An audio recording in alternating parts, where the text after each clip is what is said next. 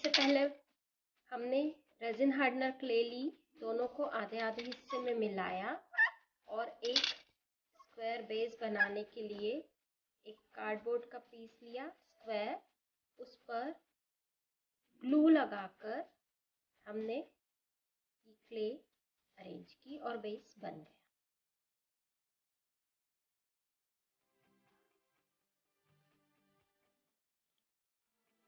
अब हम थोड़ी सी क्ले लेकर पाउडर हाथ में लेंगे और उसकी लंबी बेलेंगे।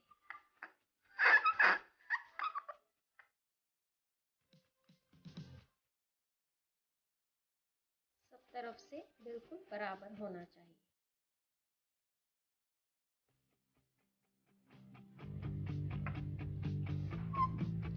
अब ये जो हमने बेस बनाया था उसमें थोड़े अंदर की तरफ हम ग्लू को लगाते हैं स्क्वायर शेप में।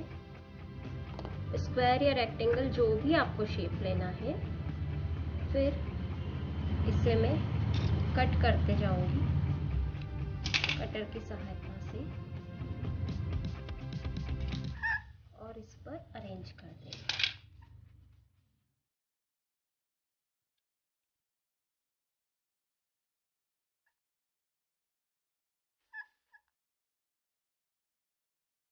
होगा थोड़ी सी क्ले ली।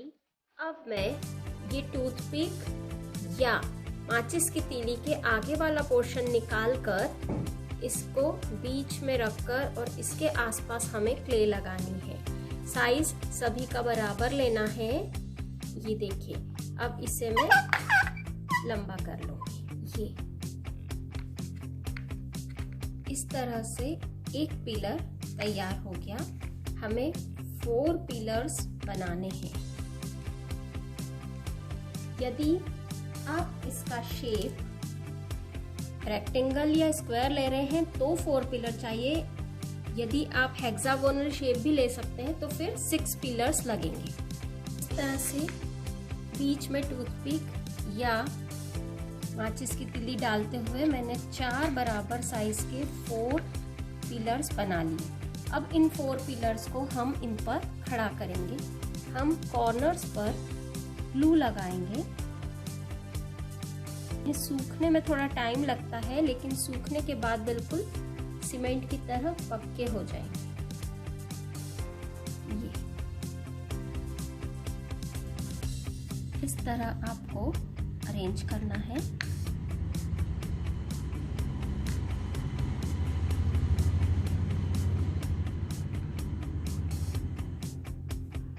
अब हमें इसके ऊपर का टॉप बनाना है, तो थोड़ा हम नीचे वाले बेस से छोटा लेंगे। अब नीचे के बेस से थोड़ा छोटा कार्डबोर्ड में कट कर रही हूँ। इस पर रख कर देख लेते हैं, यदि बड़ा होगा तो हम थोड़ा सा इसे और कट कर देते हैं। नीचे के बेस से थोड़ा छोटा। आपको एक बार क्ले मिलाने का तरीका बता दूं। ये इस तरह से जितना पोर्शन हम रेजिन क्ले का लेते हैं, ये बहुत सी कंपनियों की आती है। आप कोई भी कंपनी की क्ले ले सकते हैं। इसमें पानी नहीं मिलाना पड़ता और ये सूख कर बिल्कुल सीमेंट की तरह हो जाती है। दोनों के बराबर पोर्शन लेना होते हैं और उसे मिक्स करते हैं। थोड़ा थोड़ा ही मिक्स करना पड़ता है, नहीं तो ये 15 मिनट में सूख कर बिल्कुल कड़क हार्ड हो जाती है, जिससे फिर उससे हम कुछ भी वर्क नहीं कर सकते। इसे अच्छे से मिक्स करना। ये क्ले अब अच्छे से मिक्स हो गई है। अब मैं इसका थोड़ा पोर्शन लेकर रोटी की तरह बेल लेती हूँ।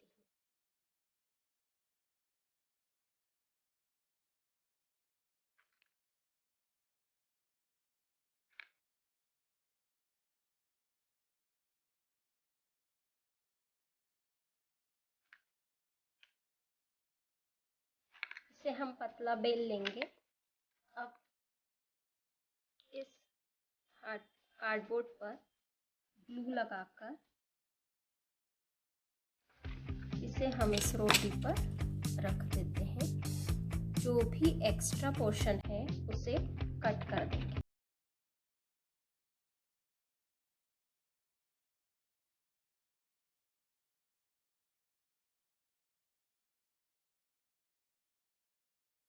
फिर रीयूज हो जाएगा। थोड़ा और लेकर उसी तरह इस तरफ का भी करेंगे। अब मैंने उसी तरीके से इस तरफ और इस तरफ दोनों तरफ क्ले लगा दी। अब ये बीच, ये जो किनारे हैं उसे हम ठीक से फिल कर देंगे। वो तो इसके ऊपर कलर से भी हो सकता है, लेकिन फिनिशिंग देने के लिए हम इसे कवर कर दें।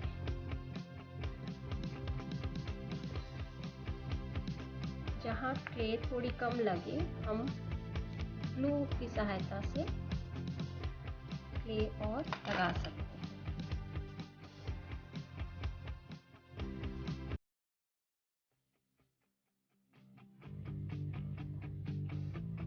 अब हम इन चारों पर ग्लू लगाते हुए इस टॉप को इस पर अरेंज कर देखेंगे कि टेढ़े तो नहीं हो रहे। अब हमें इसके ऊपर का गुंबद बनाना है। इसके लिए पेपर की एक लंबी सी पतली पट्टी ली और उसकी छोटी सी एक बॉल जैसा बना रहे, ताकि क्ले भी ज़्यादा ना लगे और हमारी जो हट बने वो लाइट वेट हो। अब इस बॉल को हम क्ले से ढकेंगे। फिर से एक छोटी रोटी बेलेंगे क्ले की हम। अब जो ये रोटी बेल ली उसमें मैं ग्लू लगा देती हूँ।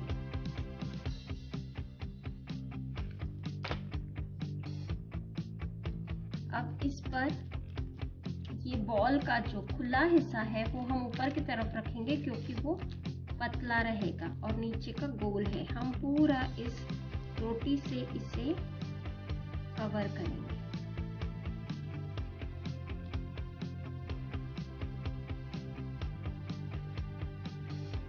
एक रोटी की तरह बेलकर ऊपर तक लगाई।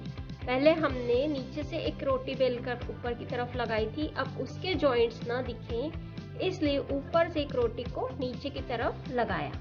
फिर एक टूथपिक लेकर ऊपर से नीचे की तरफ इस तरह से मुझे लाइंस बनानी है।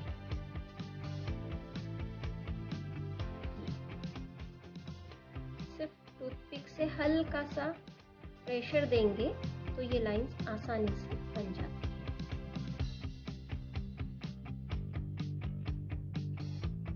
इस तरह।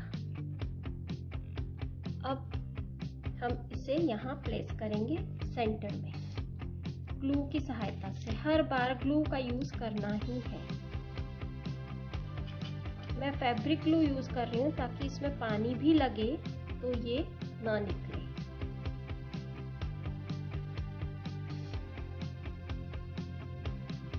पहले मैं इसे नीचे एक बार फ्लैट कर लेती हूँ नीचे से, ताकि वो टेढ़ा मेढ़ा ना हो, क्योंकि यहाँ हम प्रेशर देंगे तो हमारे पिलर्स निकलने का डर रहेगा।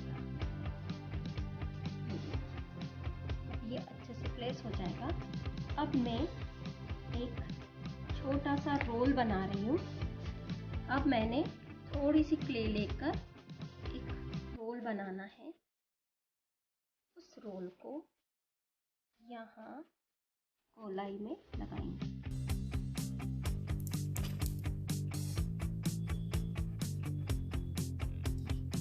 जॉइंट को अच्छे से मिक्स कर देना है। फिर हमें यहाँ खराब न लगे इसके लिए एक गोली बनानी है और उसे भी क्ले की सहायता से इसके ऊपर लगाना है।